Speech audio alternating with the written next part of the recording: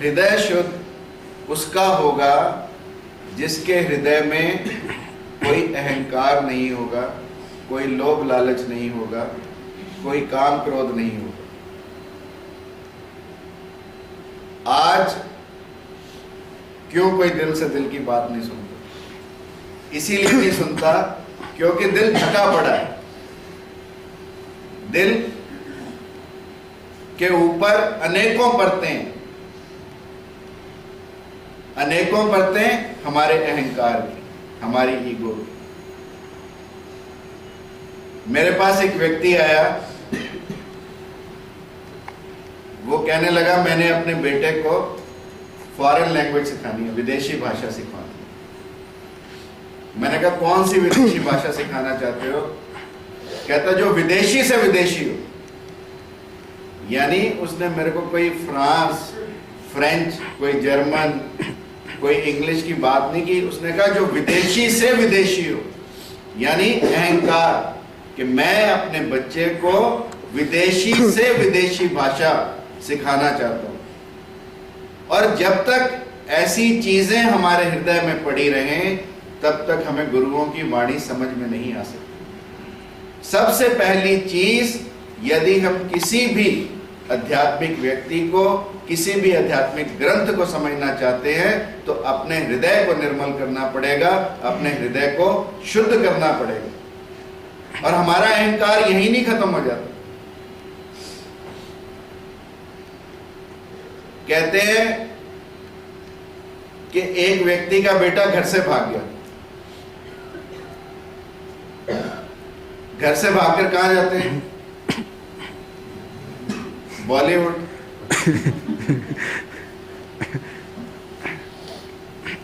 अब तो भागने की आवश्यकता नहीं होती, अब तो पेरेंट्स खुद जा जाके ट्रायल कराते हैं।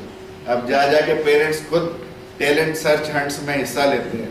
पहले लोग भाग जाते थे और थोड़े दिनों में पेरेंट्स को खबर आती थी कि बेटा वहां बॉम्बे में कुछ बन गया, चाहे वो कट, एक्शन, चाहे स्पॉट बॉय बनाओ, पर कुछ ना कुछ बन गया। ऐसे ही किसी व्यक्ति को खबर आई कि उसका बेटा ड्रामा का एक आर्टिस्ट बन गया और बहुत बड़ा आर्टिस्ट बन गया। तो उसने अपने बेटे को पत्र लिखा कि बेटा तूने अपना ड्रामा बहुत जगह किया, तू विश्व प्रसिद्ध ड्रामेटिस्ट हो गया, पर तेरे गांव में भी तुझे वापस आना चाहिए।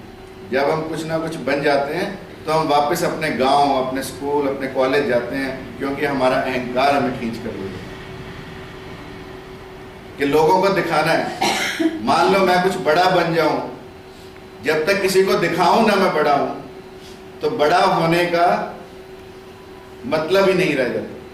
तो उसने भी अपने बेटे को बुलाया कि तू गांव में आ और अपना शो कर। और उसने गांव में बेटे का शो रखा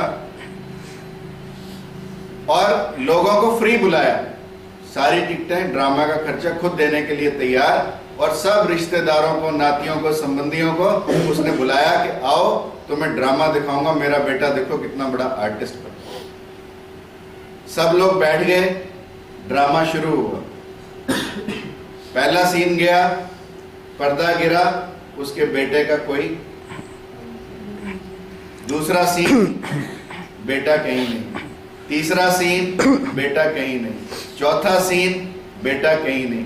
पर्दा खिंचता जाता, पर्दा हटता जाता, बेटा कहीं नहीं। और अंतिम सीन आ गया। अंतिम सीन में हीरो हीरोइन बैठे हैं और बेटा उसका आया तो सही, एक बंदूक लेकर खड़ा।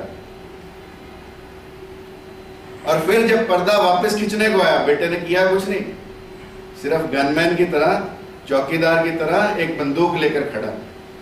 तो जब बंदूक लेकर खड़ा है तो बाप पर्दा खींचने को आया, तो बाप को लगा कि यार तो बेटे ने कुछ नहीं किया, मैं वैसे ही डींग मारता रहा कि तेरा बेटा इतना बड़ा ड्रामेटिस्ट बन गया। तो जब पर्दा खींचने को आया तो बाप जोर से चिल्लाया पीछे से कि उल्लू के पट्टे, कम से कम एक गोली तो चला दे। यानी उसको लगा कि तेरा बेटा कुछ तो करे, कुछ तो चलाए, क्योंकि लोगों को कहा हुआ है कि मेरा बेटा इतना बड़ा ड्रामेटिस्ट बन। इस तरह के झूठ हम रोज बोलते हैं, इस तरह की बातें हम रोज करते हैं, इस तरह की शेखियां, इस तरह की बढ़ाइयां हम रोज मारते हैं, क्योंकि ये सब चीजें हमारे अहंकार की पूर्ति करती हैं। और जो चीजें अहंकार की पूर्ति करती हैं वो हमें बड़ी अच्छी लगती हैं।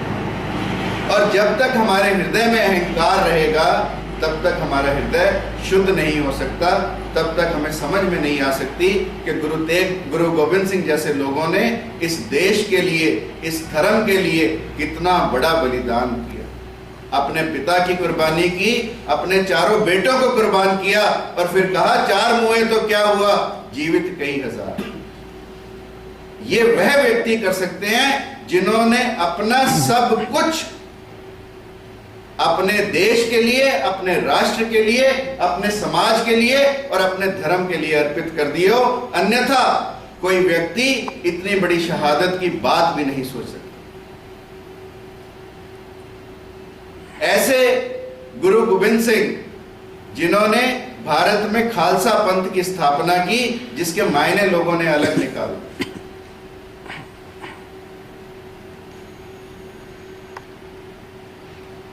आज सिख अपने आप को हिंदू मानने को तैयार नहीं, जबकि सिख धर्म हिंदू धर्म की रक्षा के लिए बना, इस देश की, हिंदुस्तान की रक्षा के लिए बना। ये पांचों कक्के, कच्छा, कंगा, कड़ा, केस, कृपाण किस लिए दिए गए? ताकि फौजी जब अपना जाकर युद्ध करे तो उनको इन चीजों की बाल कटवाने की आवश्यकता ना पड़े।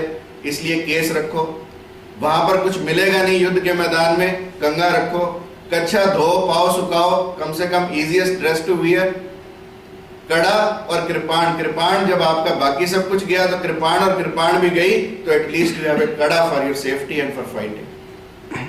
सो they all were symbolic, they all had meaning.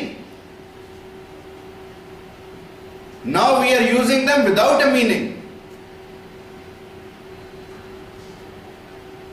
और किस लिए हम लोग धर्म को या धार्मिकता को समझ नहीं पाते? इसीलिए नहीं समझ पाते क्योंकि हमारा हृदय शुद्ध नहीं है। और जब हृदय शुद्ध ना हो तो तब हम जात पात की बात करते हैं, तब हम उपजातियों की बात करते हैं, तब हम देश और देश को बांटने की सीमाओं की बात करते हैं, तब हम देश के प्रांतों को बांटने की बात करते हैं। आज देश को फिर से आवश्यकता है एक और गुरु गोविंद सिंह पैदा करने, एक और ऐसा व्यक्ति पैदा करने की कि जो अपने परिवार को त्याग सके इस राष्ट्र के लिए। आज हमें सबको अपनी अपनी चिंता,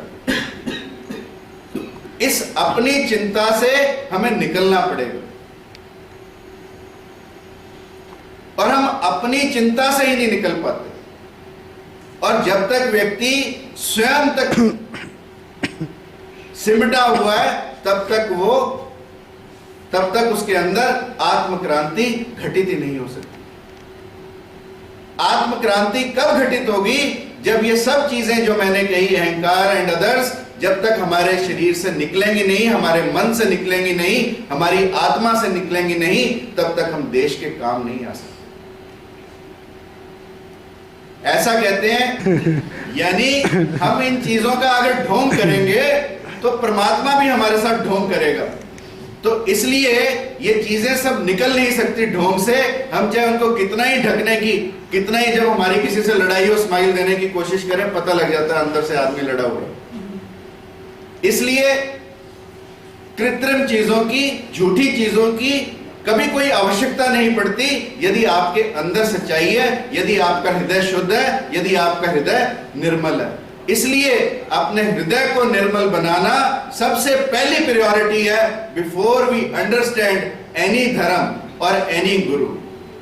और जिस दिन हमारा चित्त निर्मल हो जाता है, जिस दिन हमारा चित्त शुद्ध हो जाता है, उस दिन हम स्वयं से धार्मिक हो जाते हैं। तब हमें किसी धार्मिक ग्रंथ या धार्मिक गुरु की आवश्यकता नहीं पड़ती।